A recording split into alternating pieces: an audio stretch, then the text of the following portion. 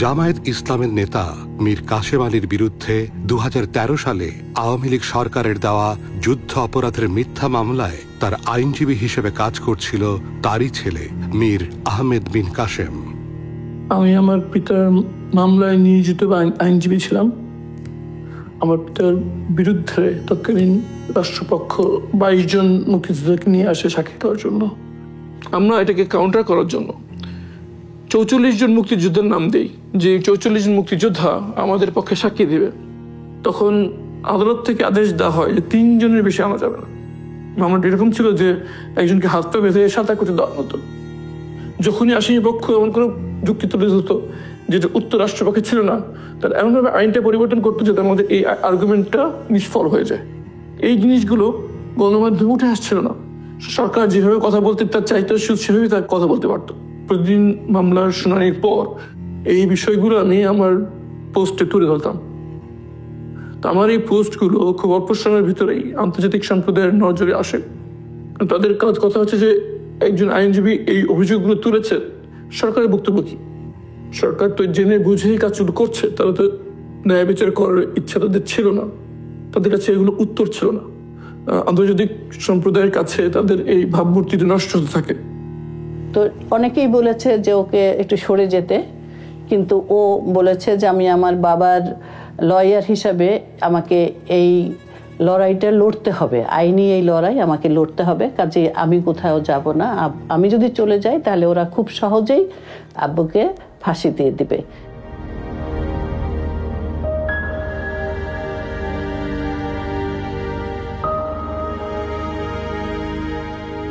আমি কিন্তু বাংলাদেশি, আমি ব্রিটিশ বাংলাদেশি, একসাথে যদি আমরা কাজ করি অনেক অ্যাচিভ করা যাবে আমাদের কমিউনিটির জন্য।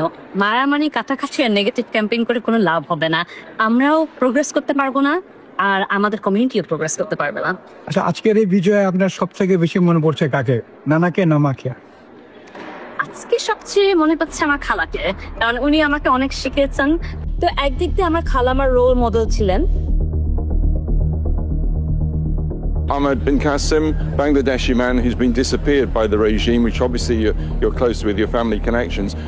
People are saying with one phone call, just like this campaign, you could pick up the phone.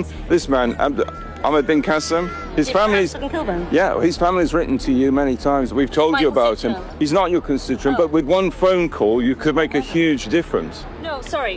You can make a huge difference. I just want to ask. No. I just want to know. Is he Hamster? He's not a Hamster. No, he's not a Hamster resident. But he's a British citizen. He's Bangladeshi, but it's being said by many people that you could sign up. British MP. I am. You're also very well connected to the regime. Born in London. Are you implying I'm a Bangladeshi politician? You have you have said many times. You've said on a blog post. You said on a blog post. For Hampstead and Kilburn. You described yourself as a spokesperson for the Awami regime. You have described yourself as a spokesman for the regime. Your aunt is the Prime Minister. With one phone call you could... No, I'm saying with one phone call you can make a difference. What you're saying. I'm saying with one phone call you can make a difference. 24 ঘন্টার মধ্যে কোর্টে তোলা এটাই হচ্ছে নিয়ম, কিন্তু 24 ঘন্টা চলে গেল, আমরা কোনো হদিশ পেলাম না তার, সে কোথায় আছে, কিভাবে আছে, কোথায় তাকে নিয়ে যাওয়া হলো, এ কোনো কিছুই আমরা জানতাম না। কিন্তু টানা 7 বছর আমরা জানতে পারলাম না আমার ছেলে আরমান কোথায় আছে। এরকম অভিযোগ অনেকে অনেক কিছু দেয়, কিন্তু তার কোনো প্রমাণ দিতে পারেনি, কোনো নাম দিতে পারে না, কোনো কিছুই দিতে পারে না। এবং অনেক সময় দেখা যায় বলা হচ্ছে অনেক লোক নাই, কিন্তু তাকে খুঁজে পাওয়া যাচ্ছে, সে ঠিকই জীবিত আছে। আবার কেউ অনেক সময় নিজেরাই পালায়, অনেক সময় ধার কর্য করে নিজেরা লুকিয়ে ফেলে, সে ধরনের ঘটনাও আছে।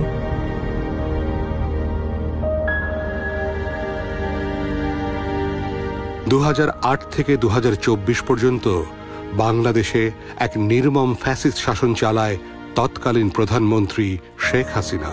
তার শাসনামলে এক অন্যতম হাতিয়ার হয়ে ওঠে গুম। যে কেউ তার সমালোচনা করলে বা তার রাজনীতির জন্য চ্যালেঞ্জ হয়ে দাঁড়ালে তাকে রাষ্ট্রীয় বাহিনী দিয়ে গুম করে ফেলা হতো। এই গুম হওয়া মানুষদের বেশিরভাগই আর কোনোদিন ফিরে আসেনি। তাদের পরিবার জানে না তারা কোথায় আছে। ধারণা করা হয় বেশিরভাগকে হত্যা করা হয়েছে। তবে তাদের মধ্যে কেউ কেউ আছে সৌভাগ্যবান, যারা 7-8 বছর পরে হলেও মুক্তি পেয়েছেন। এরকমই একজন ব্যারিস্টার আরমান 7 বছর পর মুক্তি পেয়ে আমাদের সামনে তুলে ধরেন তার বন্দি জীবনের আদ্যপান্ত।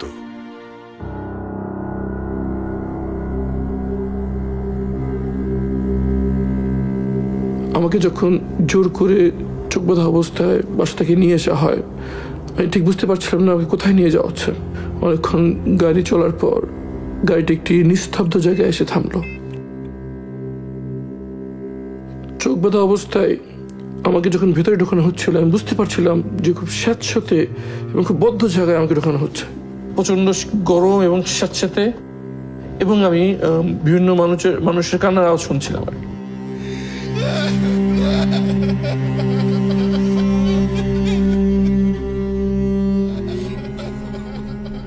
আমাকে চোখ বেঁধে এই সেলের ভিতরে নিয়ে আসে।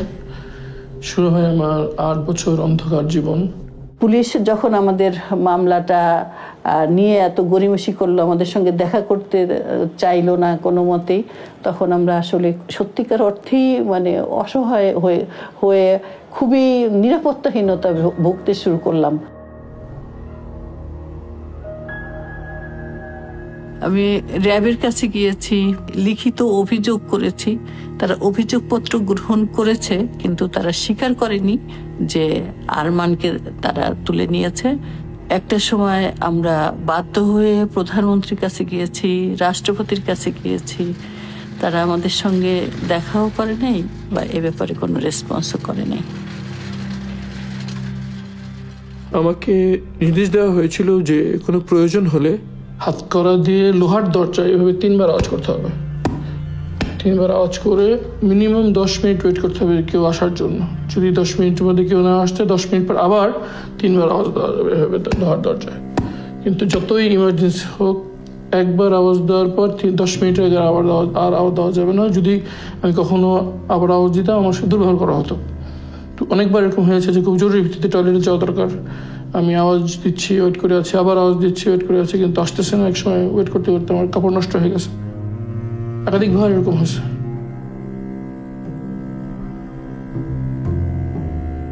আমি যখন টয়লেটে যেতে যেতাম, তখন তোরা আমার বাম হাতের হাত কড়াটা খুলে দিত এবং ডান হাত থেকে আমার হাত কড়াটা ঝুলতো।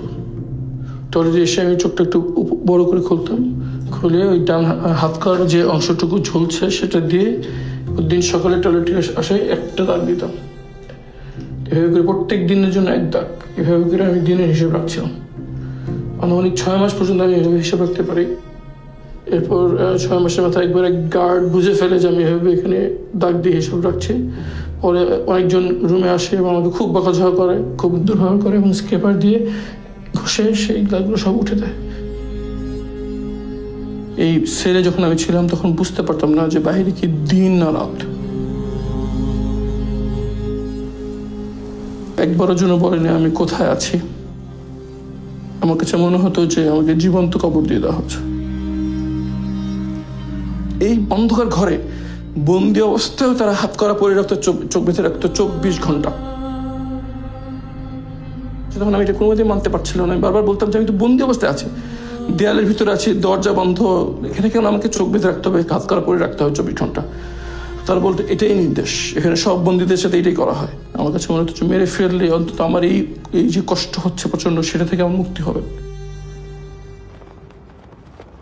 Bangladesh remains an important human rights priority area for the Foreign Office, and that we continue to raise allegations of enforced disappearance is at all levels of the government of Bangladesh. Prime Minister, what do you say to international NGOs who accuse your regime of suppressing human rights? That's a grave concern. What do you say to them? I would really ask you to respect... You're not taking questions from the British press. I've taken one question so far. I only have time that the Prime Minister has to go. Oh, you're refusing to let us ask the question.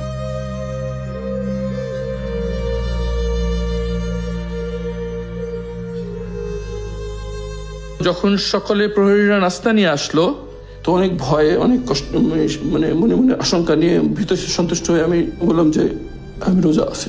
তো আমি চোখ বাঁধা অবস্থায় কিন্তু feel করছি যে প্রহরী এসে অনেকক্ষণ চুপ করে থেকে একটু মুখ খারাপ করে বললো যে সেরে কি দেখাইছস। তাই বললাম যে আমি সেই পানি খেয়েছি, পানি ছিল, পানি খেয়েছি। তারপর তারা যেন আমাকে আর কিছু না বলতে পারে এই জন্য আমি নামাজে দাঁড়িয়ে গেলাম। 10 মিনিট আমি নামাজ পড়তেছি, দীর্ঘ নামাজ পড়তেছি, লম্বা সময় রুকু, লম্বা সেজদা দিয়ে আমি দীর্ঘ নামাজ পড়তে যাচ্ছি। 10 মিনিট পর আবার 10-12 জন আসলো, এসে খুব খারাপ যে একজন বলতেছে ভং ধরছে, নামাজের ভং ধরছে, এটা দে একটা বাড়ি বলে ওয়ালে বাড়ি দিচ্ছে, আমার যে জায়গায় সেজদা দিই ওই জায়গাটা বাড়ি দিচ্ছে। কিন্তু আমি চমকে যাচ্ছি প্রতি আওয়াজে, কিন্তু আমি নামাজ শেষ করছি না, আমি নামাজ পড়ে যাচ্ছি। তারা চলে গেল, যাওয়ার সময় খাবারটা নিয়ে গেল। আমার মনে আছে আমি নামাজ শেষ করে 4 হাত পা ছড়ে পড়ে গেলাম একদম সাথে।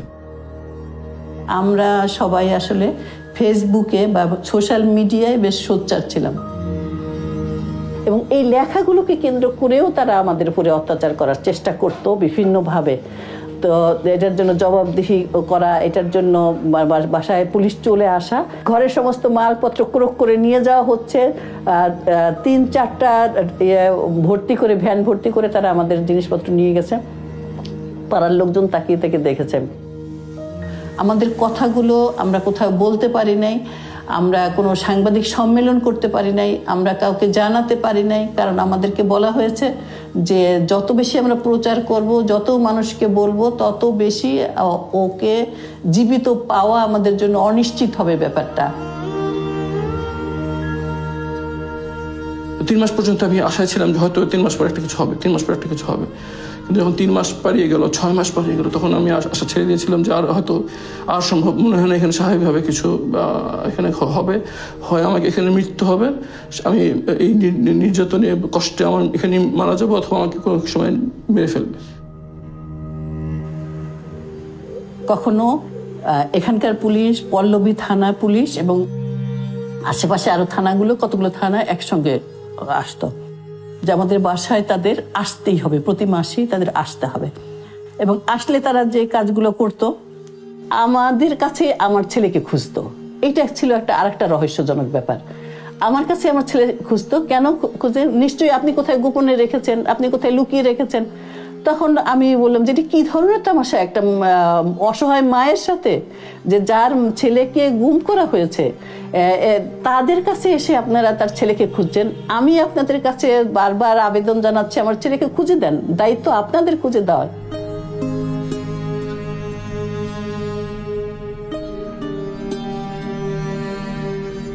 যখনই কখনো অসময়ে দরজা খুলতো, বিভিন্ন সময় তার পরিদর্শনে আসতো, তখন আমার কাছে মনে হতো যখনই মনে আমাকে নিয়ে মেরে ফেলবে আর কি।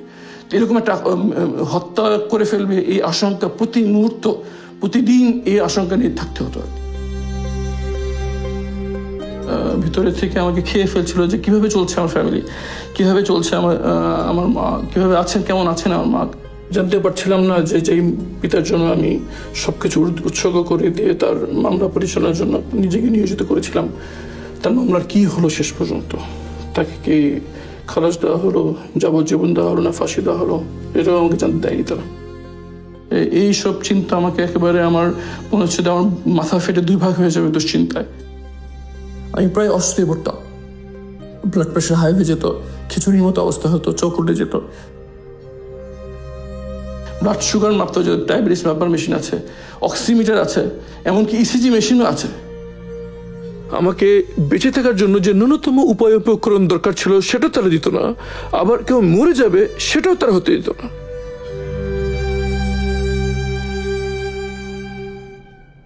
শেষ রাতের সময় এখানে প্রহরীরা ঘুমাতো আর কি। সে সময় মাঝে মাঝে আমি একটু হালকা করে চোখটা লুজ করে এই আশেপাশে দেখার চেষ্টা করতাম, কোনো রকম বাইরের সাউন্ড, বাইরের আওয়াজ যাতে আমরা বুঝতে না পারি। এই জন্য এই জায়গায় একটা খুব হাই পাওয়ারের এক্সস্ট ফ্যান চলতো, যেটার মাধ্যমে বাইরের সকল আওয়াজ ঢেকে যেত, আমি বুঝতে পারতাম না বাইরের দুনিয়া কি কোথায় আছে, কি আছে। এই ফ্লোরেই আমি ঘুমাতাম, এবং আমার মনে আছে যে ঘামে ফ্লোর এমনভাবে ভিজে যেত, মনে হয়তো কেউ পেশাব করে দিচ্ছে আর কি, পানি ফেলে দিচ্ছে, এরকম নিজের ঘামে এই পুরোটা ভিজে থাকতো আর কি। আর গামছাটা থাকতো, আমি প্রথমে বুঝতে পারিনি, পরে একবার হিট স্ট্রোক হলো, তখন তারা বললো যে এই গরমের মধ্যে বেঁচে থাকার উপায় হচ্ছে গামছাটা পানিতে ভেজে গা মোছা। তো এটা খুব চেষ্টা করতাম আর কি।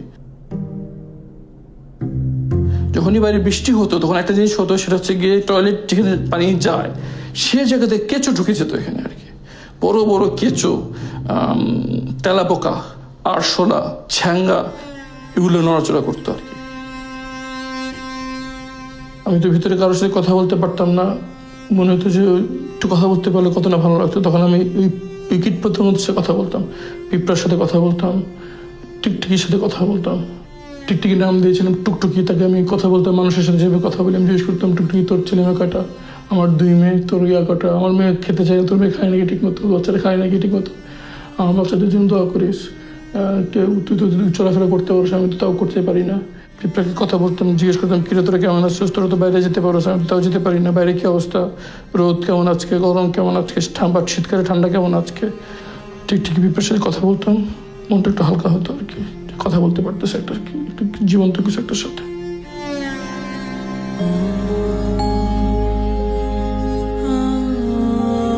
সবচেয়ে বেশি কষ্ট লাগতো যখন বাচ্চাদের কথা মনে হতো আর কি। যখন আমার ক্ষুধায় কষ্ট হতো তখন মনে হতো বাচ্চাদের কি অবস্থা, ওরা কি খেতে কিভাবে খাচ্ছে। বিশেষ করে বড় মেয়ে আমাকে ছাড়া খেতে চেত না, কেমন আছে, খুব কষ্ট দিত। যখন আমার ঠান্ডায় কষ্ট হতো, আমার 2 মেয়ে আমার মধ্যে অ্যাজমা আছে, তা আমি ঠান্ডায় অবস্থা, তাদের কি অবস্থা। আর একই সঙ্গে আমার মনে হতো যে যদি আমার এরকম লাগছে নিশ্চয়ই আমার আম্মার কেমন লাগছে। যদি আমার খেতে কষ্ট লাগে তাহলে আমার আম্মার কেমন লাগতেছে, এরকম মনে হতো। মনে মনে আল্লাহকে দোয়া করতাম, চলো আম্মাকে যেন জানিয়ে দেন যে তার সন্তান জীবিত আছে।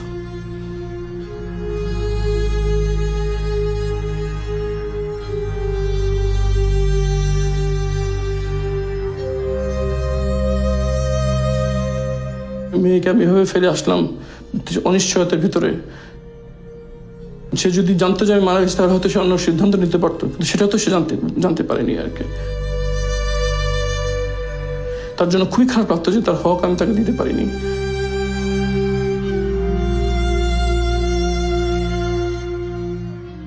এই অনুভূতিগুলো খুব পীড়া দিত, খুব অপরাধবোধ কাজ করতো আমার ভিতরে। হাত করার ঘষায় অ্যালার্জির মতো লাল লাল হয়ে গেল আর কি। এরপর সে লালের মধ্যে বড় বড় ফোড়ার মতো হয়ে গেল। পরে ফোড়া গলে সেখানে ইনফেকশন হয়ে যায়। ইনফেকশন হয়ে একদম বড় দগদগে লাল ঘা হয়ে পুরা 2 হাত ভরে যেত আর কি। ঘা এই পরিমাণ বেড়ে গেল যে তখনও মানে রাখতে পারছি না, রক্ত পড়ে যাচ্ছে। তখন এই হাত থেকে খুলে পায়ে পরে দেওয়া হয়েছিল। যতক্ষণ পর্যন্ত হাতের ঘাটা একটু শুকানো যাচ্ছে ততক্ষণ পর্যন্ত ওই হাত করা পায়ে থাকতো, আমি দাঁড়াতে পারতাম না, বসে থাকতাম। নামাজ ওই হাত করা অবস্থায় হাঁটু গেলে আমি নামাজ পড়তাম।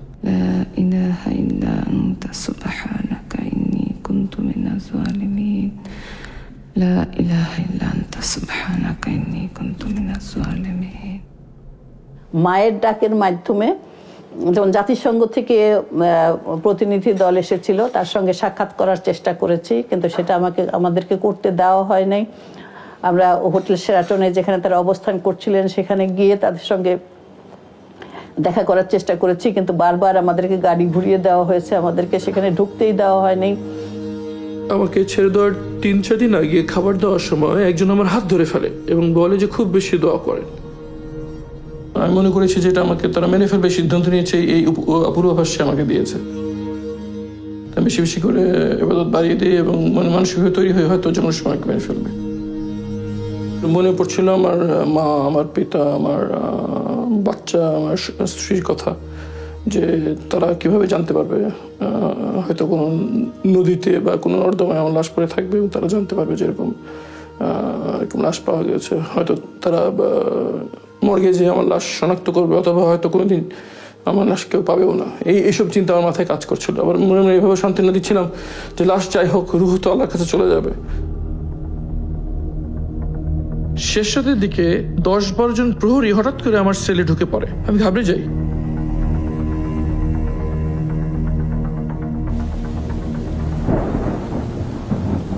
গামছা দিয়ে আমার চোখ বাঁধল, এরপর আমার হাতটা গামছা দিয়ে হাত বেঁধে ফেললো, বের করে আমাকে বের করে নিয়ে আসলো। আমি মনে করলাম যে আমাকে মেরে ফেলা হবে, তাই মানসিকভাবে নিজেকে প্রস্তুত করলাম, সূরা ইয়াসিন পড়তে থাকলাম যাতে মৃত্যু সহজ হয়।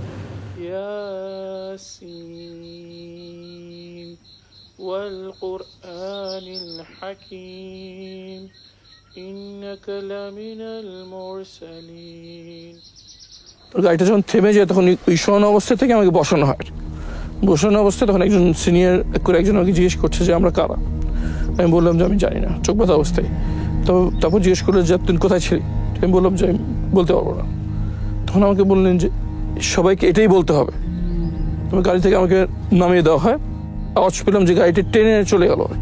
আমার মনে আশঙ্কা এই কাজ করছিল যে সামনে হয়তো কয়েকজন দাঁড়িয়ে আছে, এখন একটা গুলির আওয়াজ শুনবো, তারপর সব শেষ হয়ে যাবে। 1 ঘন্টার মতো ওখানে স্পটে দাঁড়িয়ে থাকলাম, কোনো পোকামাকড়ের আওয়াজ ছাড়া আমি কিছু শুনতে পেলাম না আর কি। তখন মনে একটু সাহস সঞ্চয় করে আস্তে করে হাতটা আলগা করার চেষ্টা করলাম, দেখলাম হাতটা আলগা হয়ে গেল। তারপর আমি চোখের কাপড়টা একটু লুজ করার চেষ্টা করলাম, চোখটা লুজ হয়ে গেল। আমি চোখের নিচ দিয়ে এদিক ওদিক তাকালাম, তাকে দেখলাম যে পিছনে এরকম ঝোপঝাড় আর দূরে একটা আলো দেখা যাচ্ছে আর কি। আমার 2 চোখে ছানি পড়ে গিয়েছিল, আমি সবকিছু ঘোলা দেখছিলাম আর কি।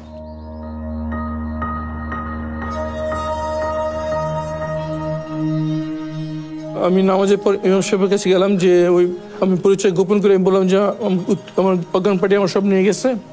তখন উনি ক্লিয়ার কথা বলতে পারতেছে না, কথা কেমন জানি ভাঙা ভাঙা এবং বিটিভিতে অবস্থা, এমনকি মোবাইল নম্বরও বলতে পারতেছে না। তখন আমি আর বেশি কিছু জিজ্ঞেস করলাম না। তখন উনি বললো যে আমাকে এখানে একটা হসপিটাল আছে ইবনে সিনা, ওই হসপিটালের মধ্যে একটু আমাকে পৌঁছে যেতে পারলে ভালো হয়। তখন আমি ওনাকে হসপিটাল পর্যন্ত পৌঁছে দিলাম।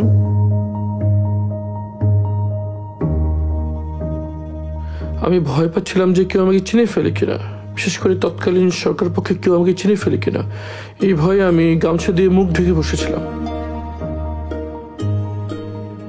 অনেকক্ষণ বসে থাকার পর যখন দেখলাম এক এক ওখানকার স্টাফরা আসছে, তখন আমি যে গার্ডের সাথে কথা বলার চেষ্টা করলাম। তখন গার্ডরা আমাকে চিনতে পারে নাই, এই জন্য আমি ঢুকতে পারিনি। তখন আমি আবার যে বসে থাকলাম মেন গেট খোলার অপেক্ষায়, অথবা কেউ পরিচিত আসবে এই অপেক্ষায় প্রায় 1 ঘন্টা বসে থাকলাম।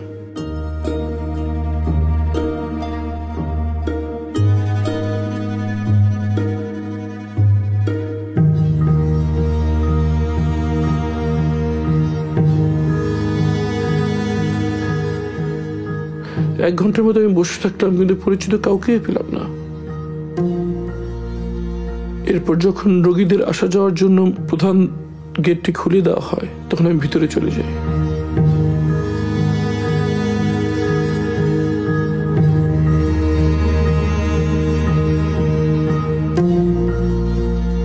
মনের ভিতরে প্রচন্ড আশঙ্কা কাজ করছিল, আমার পরিবার কোথায় আছে, কিভাবে আছে, তারা কি জীবিত আছে। মনের ভিতরে ঝড় বয়ে যাচ্ছিল।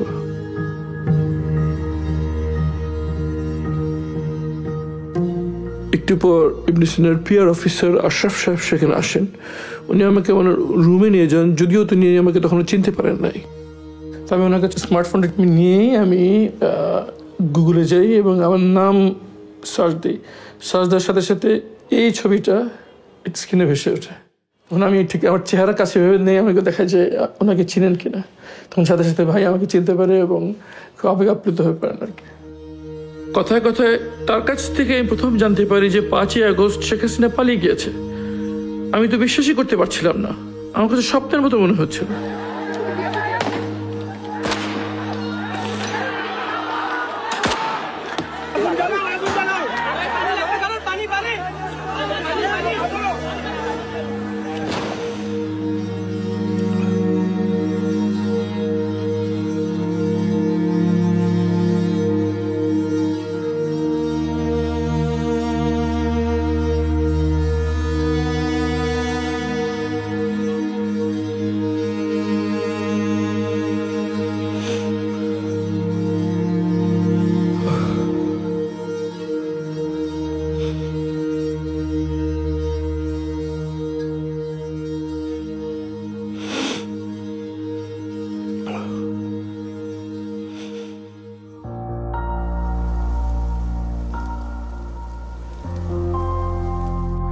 ক্ষমতায় থাকলে সাধারণ মানুষকে দাবার গুটির মতো মনে হয়। ক্ষমতায় থাকলে মানুষকে আর মানুষ মনে হয় না। ক্ষমতার চেয়ার তো খুব উপর থেকে সবকিছু যেমন ছোট লাগে, সাধারণ মানুষের সেটা ক্ষুদ্র মনে হয় আর কি। এই সেই বেডরুম যেখানে ফ্যাসিস্ট হাসিনা থাকতো। এভাবে মানুষ মেরে সে কিভাবে ঘুমাতো এখানে?